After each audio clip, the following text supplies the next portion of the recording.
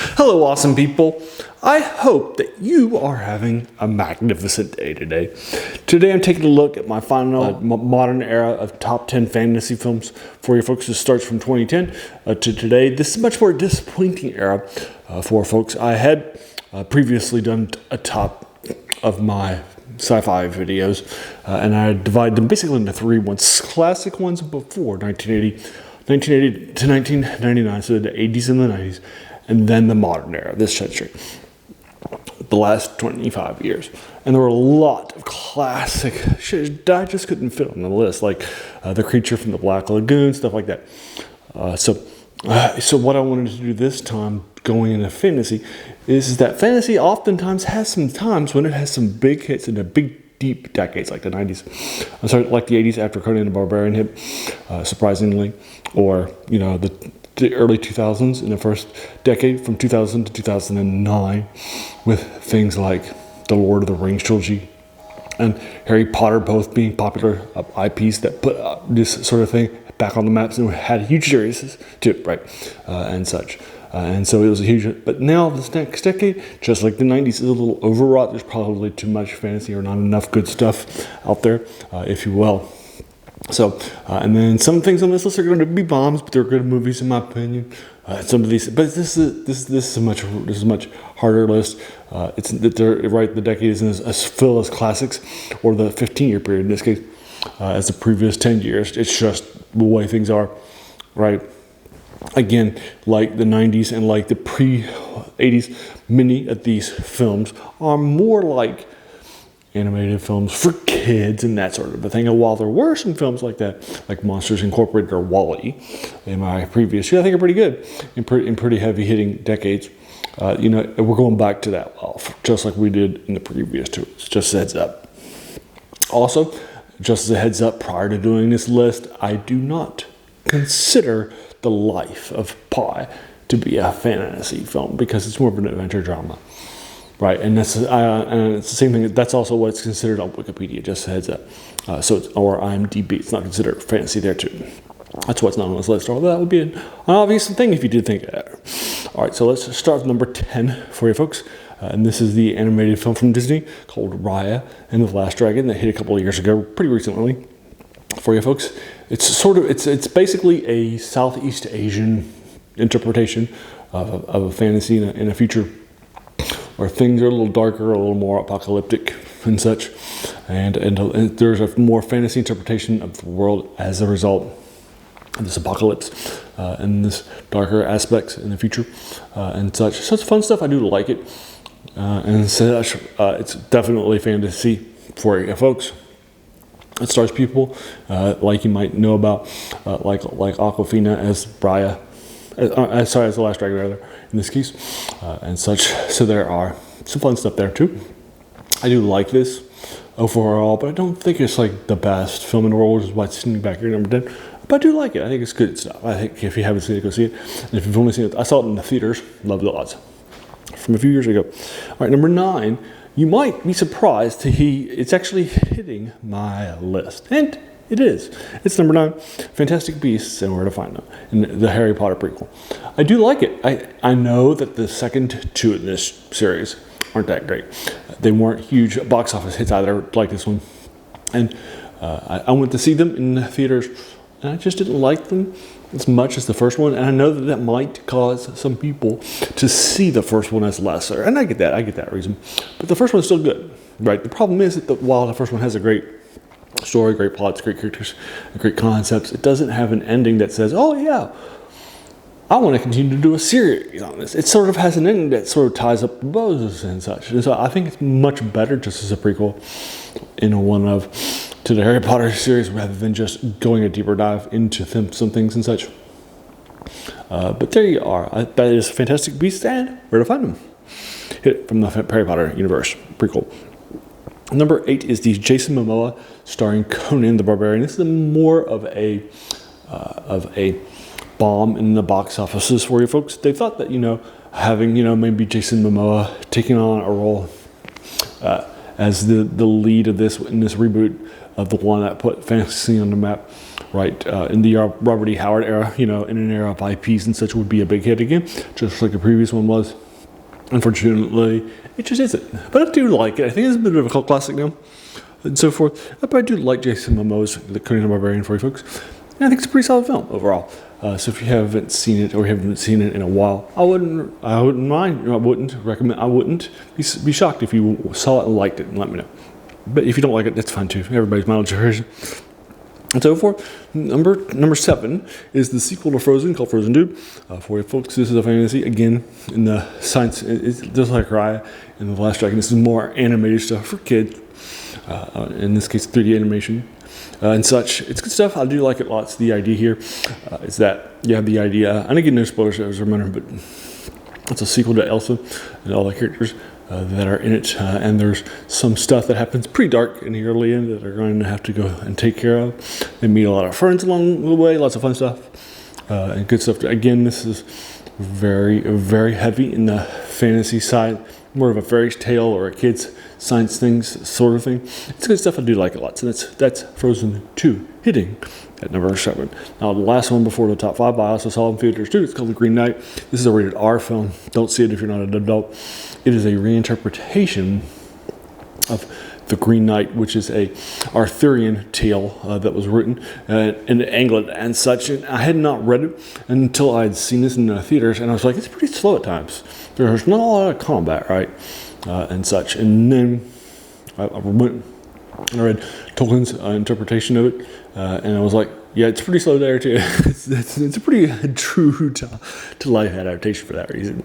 I thought it was pretty. I was like, whoa, it's just not a lot of stuff that happens. So basically, what happens in the first couple of pages, it's set in the Arthurian courts. Him and all of his people are celebrating and having a good time. Somebody called the Green Knight arrives. He challenges them. He's one of his best knights, which Gawain will respond to, and so forth. And he will. And the idea is that he will let Gawain kill him. Take any strike he wants, one strike. And then, if it fails, then he'll deliver a strike in a year. So he delivers a strike. The Green Knight obviously doesn't die, because that's the concept of the story. Now we'll have a year for our guy to die, and that's like the first 5 minutes or so forth. There's also a remaking of this in the 80s that I saw too, if I remember correctly, which I saw too. Like lots. So that's the Green Knight for you folks. It's a very, very darker film. Just a heads up. It's pretty adult too. Top 5 time now. Number 5 is Brave for you folks. This is a retelling of the story that stars a bunch of stuff in our characters. This is the redheaded lady who has a strong penchant for really being a strong military person and that sort of a thing in an era when that wasn't the case. For you folks, it's good stuff. I like it lots. There are some fantasy elements in here in the fairy tale background and stuff that she's encountering. So do consider this a fantasy too. I'm sure you would too if you've seen it. If not, go check it out. You'll like it lots. That's number 5, Brave. Now number 1 is the prequel to Frozen 2. That's called Frozen 1. Although it's just called Frozen at the time. Again, it stars Elsa learning her ice powers and so forth. She's definitely considered more of an antagonist in this case, in this, and so forth. Her sister, the people that are trying to keep her friendlies, all that sort of thing. It's definitely a fantasy. I think it's better than Frozen 2, which is why it's hitting a little higher. You might disagree. Have Frozen 2 a little bit better. That's fine too in your list. But that's number 3. Now number 2. I'm sorry, that's number 4. Now top 3. Number 3 is Encanto. You're probably, if you've seen it, I saw Encanto in theaters. I was pretty lucky about that. Loved it lots. It came out the same year as Raya, The Last Dragon, and you can see the difference in rankings. Also, I think Encanto is definitely something that has struggled, and so forth. Encanto is definitely fantasy. The idea is that one of the ladies in this family that all are born with magic powers doesn't have magic powers. And they're like, wait, what? Right? So this central concept of, Encanto is fantasy, right? So you can't deny it. And it's a Colombian retelling of a show. It has got a little Colombian stuff in it and such too. And a lot of like such. And it's good stuff. I like it lots. And again, I saw it in theaters. And I'm very happy that I did do. That's Encanto. It came out a couple of years ago. The last 5 years. Now, the last 2. Number 2 is 2 films in 1, and it's the last Harry Potter 2-part, the Deathly Hallows, parts 1 and 2. They took the last first book in the sequel. They split it up into 2 movies. I think each of these movies are okay. They're better than a lot of the things that happened this decade. That's why they're hitting side. Although probably a little long at times, especially since they took one book and divided it into 2. But I've read the books, right? And I think that's I'm not really getting upset about that decision and so forth. But that's the reason why they're my number 2 film. They're not my number 1 film because they can be a little slow at times, right? A little ponderous. And you really want to see them back to back, even they weren't released back to back, right? So there you are. That's definitely the Harry Potter and the Deathly Hallows Parts 1 and 2. And then hitting my number 1 is Dungeons and Dragons: Honor Among Thieves, which just recently came out last year. Love it lots. It's a great film. It was a bomb in the office, but it really has a great comedic interpretation. I love the Chris here and his interpretation of the bard as this main character. Love him lots. Love all the different things that are happening here too. I really like the barbarian. She thinks she's done very well. By Michelle Rodriguez, does a great job here too. So I think this is an absolute classic. I wish it had made more money in the box office because it was an absolute classic, great movie. And if you haven't seen it, watch it. It can be streaming. It's available on disc. Right, watch it. It's a great film. Stop this review, and go and watch it. All right, so that's number 1. All right, so here are my top 10 once again. Number 10 is Raya and The Last Dragon. Number 9 is Fantastic Beasts and Where to Find Them. 2 hands in a row. Number 8 is the retelling of Conan the Barbarian. Number 7 is Frozen 2. Number 6 is The Green Knight. Number 5 is Brave. Number 4 is Frozen. Number 3 is Encanto. Number 2 is the Harry Potter and the Deathly Hallows Parts 1 and 2. And then the last one is Dungeons and Dragons: Honor Among Thieves for you folks. So there you are.